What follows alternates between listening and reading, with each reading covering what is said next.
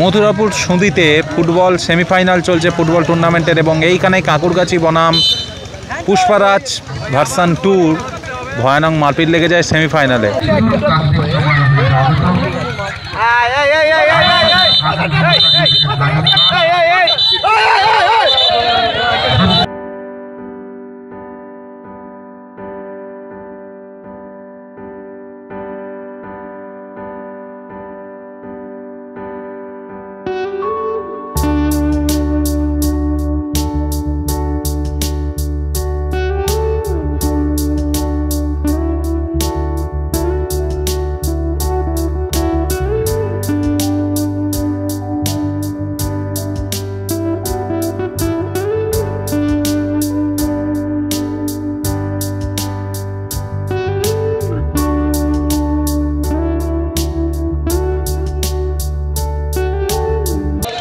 এরপরেই আমাদের বিখ্যাত সবার প্রিয় রেফারি সেই খয়ের দা ব্যাপারটাকে কন্ট্রোলে আনেন এবং 2-3 জনকে লাল কার্ড দেওয়ার মাধ্যমে একসাথে মাঠ থেকে বের করে দেন।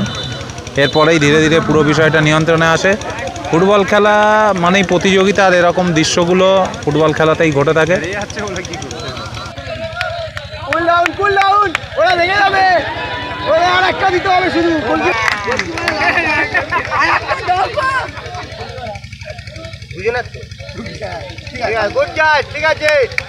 তিনজন প্লেয়ারকে লাল কার্ড দেখিয়ে বের করে দিল।